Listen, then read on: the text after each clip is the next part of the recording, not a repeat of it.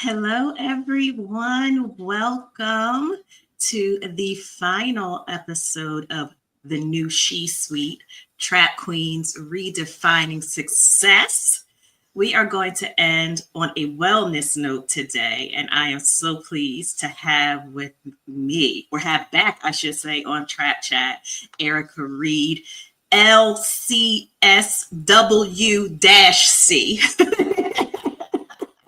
The founder of Leading Well Solutions, excuse me. She has over 25 years experience as a psychotherapist and workplace wellness expert, specifically focused on HR professionals and people managers, because we got a lot of stuff that we need to work out. She provides training and coaching, consulting services that consider the unique lived experiences of a diverse workforce. Some of her work is in trauma-informed empathy, emotional intelligence, and self-leadership. She has a course entitled Leading with Empathy, a trauma-informed approach to emotional intelligence for HR professionals and people managers, has been featured in places like Black Enterprise, Business Insider, Business Management Daily. She helps out the folks that need it at Fix It SHRM, NOAA, Planned Parenthood, Johns Hopkins, the Census Bureau, Goodwill Industries, a Maryland native, living Towson graduate, UMB graduate, and I'm so happy to say is my friend, my sister. Welcome. Hi, so happy to see you, and thank you so much for sharing your space with me. Of course. So we're just going to jump right into it with the first question I've been asking all the Trap Queens. And it's about success, which we often define in traditional linear terms. What's your job title? How much money do you make? Where do you live? What do you drive? How many bags how many Neverfulls do you have? You know, that kind of thing. How has your definition of success evolved? And what alternative metrics would you recommend to women who are struggling to balance achievement and wellness? Yes. I love this question because, it has evolved. Nothing can stay the same. And I think definitions of self and what's important to us, i.e. success, is definitely one of those things that has to change. I think for me, it definitely went from taking care of my needs and making sure my mini tribe, my family is taken care of, to what kind of impact I'm helping others to have. So success for me looked like seeing people get that light bulb moment. It's like, managers realizing just the impact they have on everybody that they are leading. Impact looked like not being exhausted every single day, but actually having time to do things that I enjoy. So really creating some measure of balance, although I don't like that word balance because it's a lot. But somehow being able to focus on the thing that I do for my profession and the things that I enjoy personally. So that kind of was my transition. And I would encourage amazing women who are listening to this podcast interview to look at it in that same light, asking yourself, am I doing things starting in alignment with my values, the impact that I'm making? Is it really feeding me, or am I totally drained each and every day? Really taking a look at the expectations. If everything or most things that you're doing because you should do them, I should do this, I should do that. That's because there's some expectation that somebody fed into you that is what you're supposed to do. It's not like you chose it. So check your should statements and make sure that you're not just doing something because somebody else told you you're supposed to. Wow.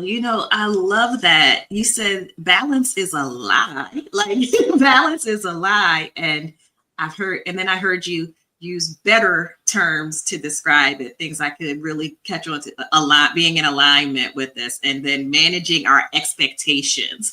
And I never really thought of balance in that way. That's what it is. We're talking about balancing our expectations, what we need to do versus what other people think we should be doing. Wow.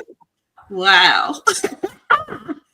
So I'm going to take balance out of my vocabulary when it comes to the work. What we say, the work-life balance. You said that's we're not doing that. We call it work-life alignment.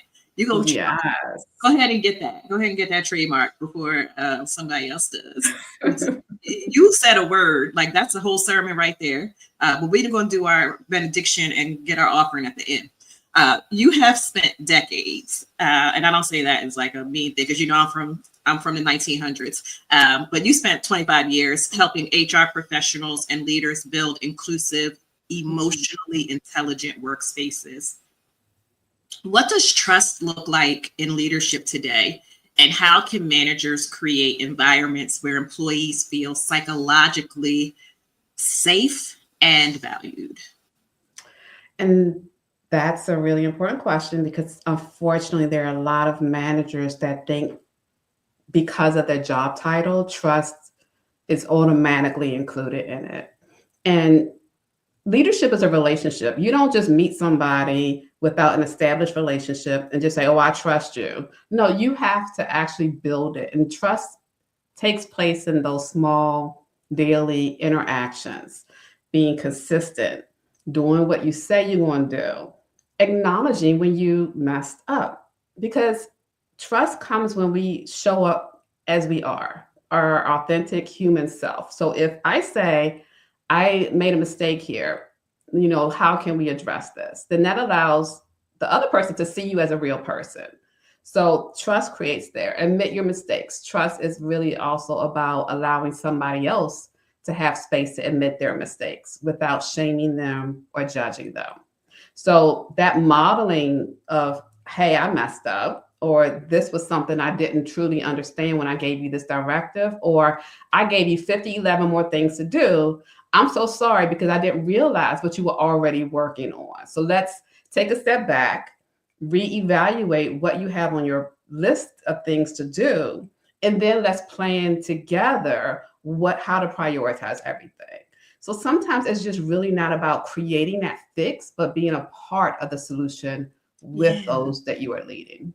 I love that. I love that. Let's shift a little bit more, because we're going to focus on your work focuses on trauma informed empathy in leadership. How does this approach transform workplace relationships? And then what advice do you have for leaders who want to foster deeper, more authentic connections with their team? Yeah, realizing that, and as you said before, everyone brings their own unique lived experiences into the workplace. Some of that is awesome and is great. Some of our experiences have been really hurtful and have created lasting impact on us, how we show up as people. That means how we are able to follow through on directives, how we're able to manage conflict, the way we're able to receive information and communicate information, our sense of self. And this is the employee, but also the manager, because managers have their own stuff too as they showing up with. So a lot of what we need to really realize is, number one, none of us are perfect. But number two, how can we show up with empathy? And the best way to work through that is through curiosity and just leaning in without assumption, without judgment. I was working with a manager, and she had someone that really wasn't engaged. That's the word everyone uses, engaged. But instead of judging that person and saying they're not motivated, they're lazy, as we were working through what empathy looked like and how she can actively demonstrate it, because people know the word but don't know how to do the word, we were taking a look at questions she can ask her employee that shifted from what's wrong with you to what's going on. How can I support you? I've noticed a change in the way that you are presenting or showing up. Is there anything I can support you with to make sure that you're achieving your goals? So leaning in with curiosity without judgment is really one of the strongest things a manager can do. Wow. I love that you mentioned laziness too, because that's a word that's thrown around a lot that isn't really what we're talking about. And I was watching, for those of you who watch binge watch Netflix stuff, I finally watched Inside Man yesterday. And I know it's Women's History Month, but it's a good show. And one of the main characters was telling another one about how they were showing up, what they were going to do.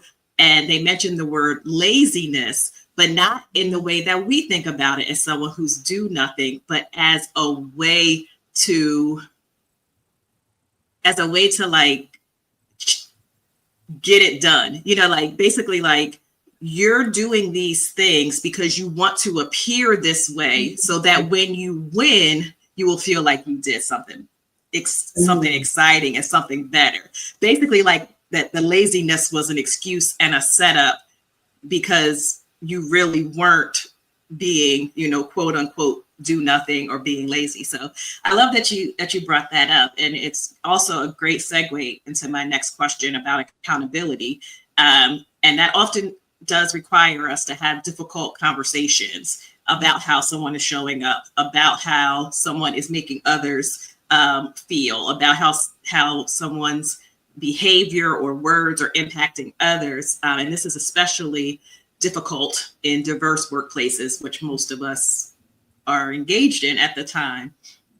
How do you guide leaders to hold both themselves and employees accountable in a way that goes beyond what we'll call now this performative wellness and these initiatives and, you know, just here, download this, I'm not gonna call it out, download this app and meditate for five minutes a day and everything will be great. Yeah, because that's the benefit, and it's gonna make everything all better. It's free. Here you go. Now, okay. As a therapist, yes, we all need to meditate and woosah and breathe. So, yes. However, yes. A lot more that is needed. And you're right. You know, those conversations when it comes to giving people feedback, to helping people have accountability for what is actually their job. Let's be real. You know, yes, I want managers to support their employees. Yes, I want HR professionals to coach and empower their leaders, their managers. But staff still needs to do what they're tasked to do. And you're not serving anybody by not sharing with them how they are performing. Sometimes, you know, you have some folks that may view themselves as, I just want to support them. I know they're going through a lot. I'm not going to say anything. Well, what you're doing is you're stunting their growth and their development. If they don't know where they need to improve in their performance, then how are they going to elevate themselves professionally? Because you didn't give them that feedback. But then you have some that I was doing a training in one particular manager. She kind of said it in a way that she felt like she was elevating herself when she kind of was sharing this with the group, in that, you know, my staff, this one particular employee, she just has been turning stuff in late. So instead of, you know, putting more on her plate, I end up just kind of cleaning it up when she sends it to me. And as a result, you know, I've been staying late. I've been, you know, tired. It's like, so you're burning yourself out instead of having this conversation with your employee. So part of it is leaders need to have that self-awareness, which is foundation for emotional intelligence, on the narrative. What are you telling yourself? Why are you not having these conversations? Is it your fear of how the other person is going to respond? Do you not know what to say, so you say nothing? Are you just really trying to be an ally? I mean, what is it, so that you can address it and then understand that you have empathy, but you also have to have accountability, and they have to go together. Okay, I love that. And I love that you mentioned your proactive approach to workplace wellness. But I think this is something that stunts a lot of us, or that I think this is the roadblock for a lot of HR leaders and then a lot of leaders in general.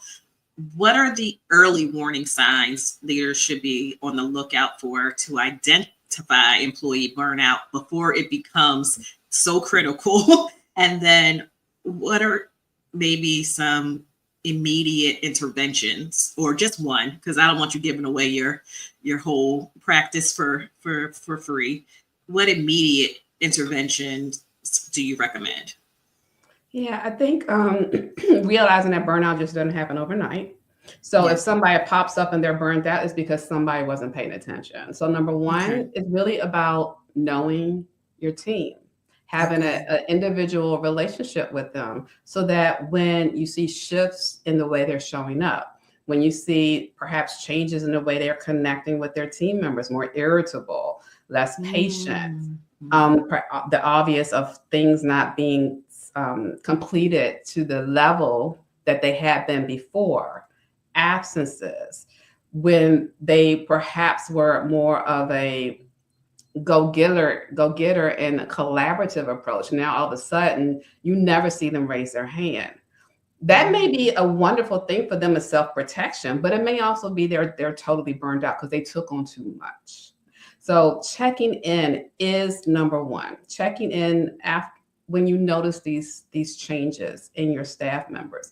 And it goes back to that difficult conversation piece. People don't know what to say. They're like, I'm not a therapist. What if they say something that, they start crying? I don't know what to do. And I say, okay, I get that.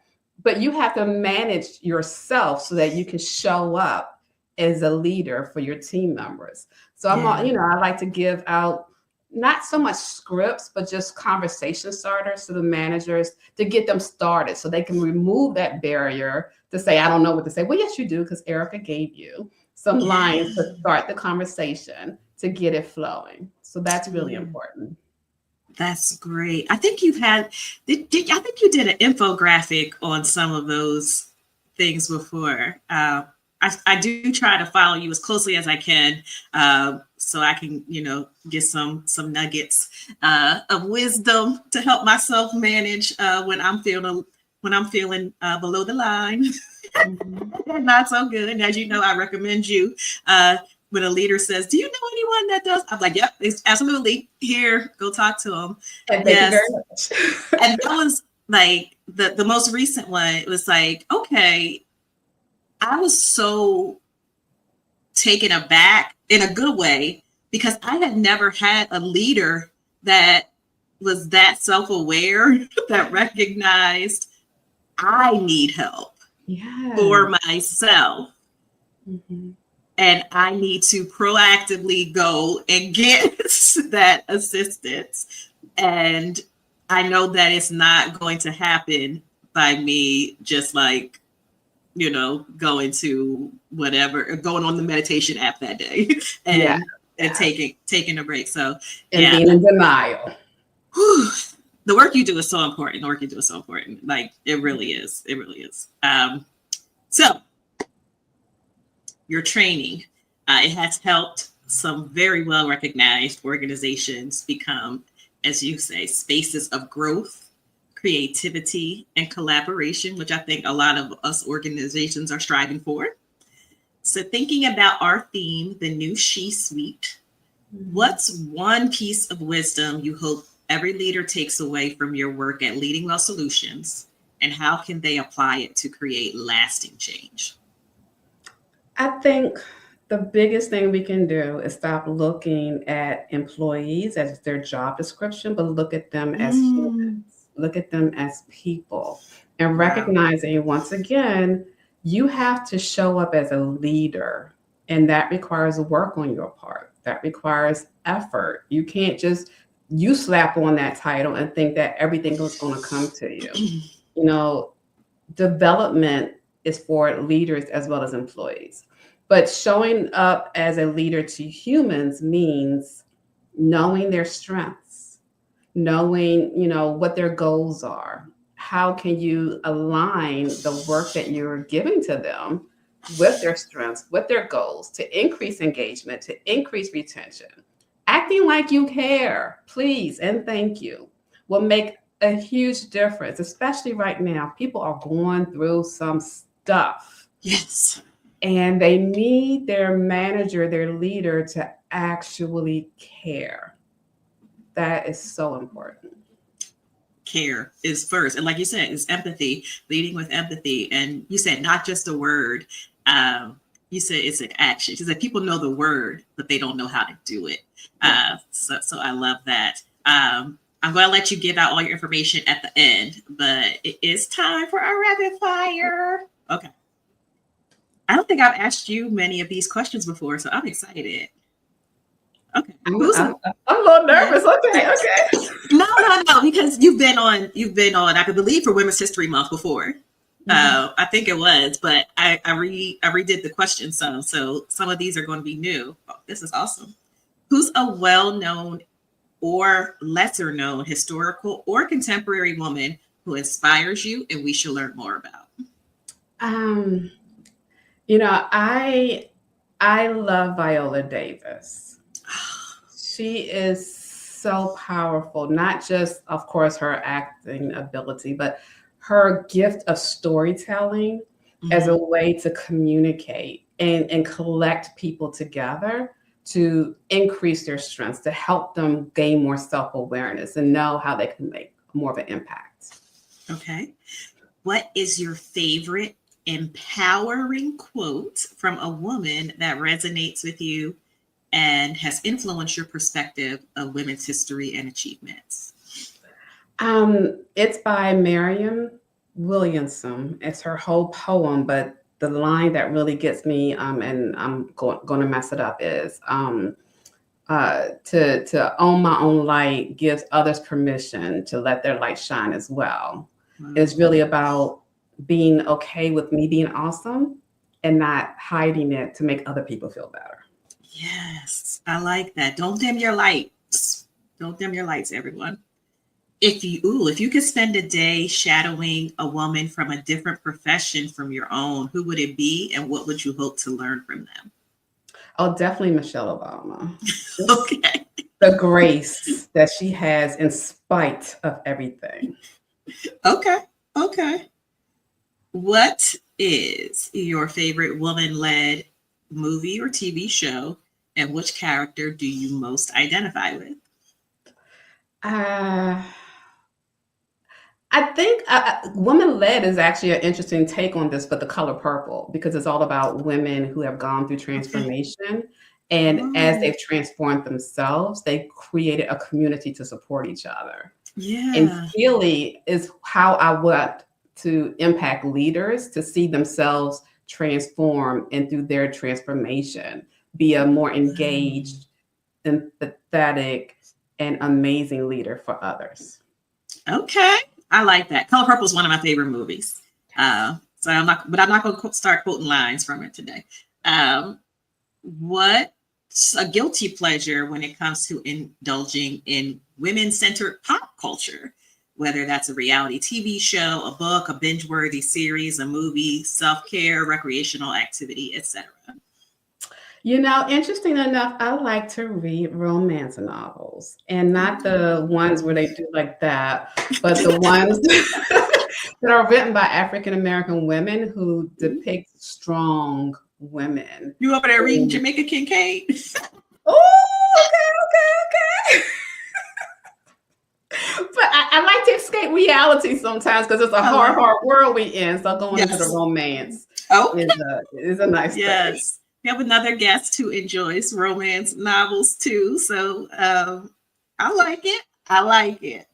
What is the best piece of career advice you received from another woman?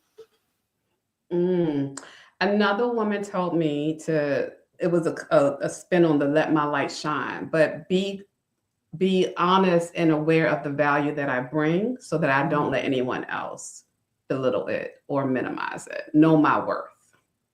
What was that one meme that was going around a few years ago? Know your worth and then add tax. Yes, we got more of us need to do that. Oh, how should individuals and communities actively participate in amplifying voices and the visibility of women beyond Women's History Month? Do it beyond Women's History Month. Okay.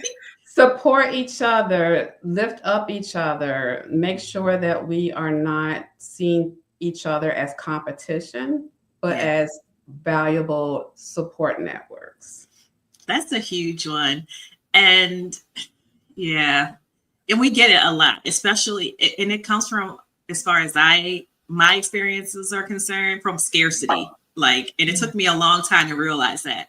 And it's because, there's only one woman, or there's only two women amongst a sea of this. And then the third one, there's no space for you. So they got to kind of, try to keep you in your place. And it's not because they don't think you're great. It's not because they hate your guts. It's because, like I said, they're afraid. And it's a scarcity mindset that, like, someone else is going to take my place, instead of let's make room for more of this. Let's make room for more people. So I definitely get that. And then, a lot of us don't know how to compete in a positive way, in a, I'll say, fun-loving way. It's all about only I can win, not how do we all win. Okay. Exactly. Whew. What is your go-to songs, or music genre when you want to hype yourself up to conquer the day? Typically gospel. Like, there's a Kirk Franklin Tiny Desk. He has a compilation of his older stuff, and then a couple of the more recent ones, like 23, 22. Yeah. So that gets me a little hype. Yeah, okay. You know what? I've been watching the Tiny Desks at my tiny desk. Now, my desk isn't tiny. It's pretty substantial. But I've been watching the Tiny Desks, and I didn't know Kirk Franklin had one, but the last one I watched was Marvin Sapp's. Speaking of gospel music, I sent it to everybody I know. I know they were sick of me that Friday morning. Like, I was like, send it to me. Well, I will send you the link, because, let me tell you, that was one of the best ones I had seen, but I'm interested in Kirk Franklin. And I do like his latest album. Like, that used to be my first, like, my morning walk, that. And I know it's a remake, but like that one, I don't want to love nobody but you. I don't want to love no. I love it. That song gets me so happy. Makes me happy. Yes. Okay. Ooh, if you wrote a book describing your career so far, what would the title be? Oh, transformation and growth. Okay. Inner and outward. All right. So when we can expect that next year, right? Yeah. Right. You're right. Okay. And before I let you go, what are some upcoming projects or initiatives you want to shout out that we should be on the lookout for? And then also, please tell folks where they can reach out to you for some training or some consulting work, or just to, say, hey, and can we do this at a later time? Yes. I guess I'll give my course a shout out, because really it encapsulates so many of the trauma-informed principles. So definitely want to encourage people to go to leadingwellsolutions.com, and you'll be able to see more information about it. It is, if you need the certifications, it is SHRM approved. And then, of course, LinkedIn, you can find me on LinkedIn at Erica Reed, LCSW-C. Okay. Anything else? Nothing else comes to mind, but I'm probably going to be doing some more LinkedIn Live events. So be tuned there.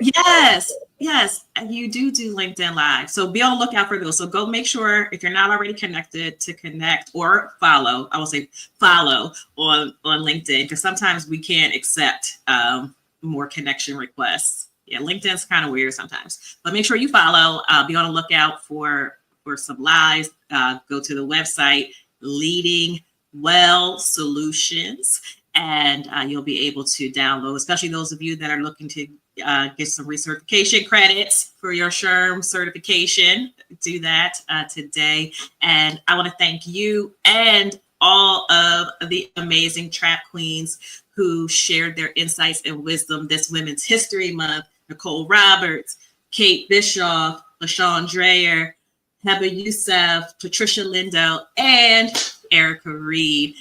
Make sure you guys come back in April. We've got another exciting series with some amazing guests, and I will see you next time. This is Trap Chat. Thank you.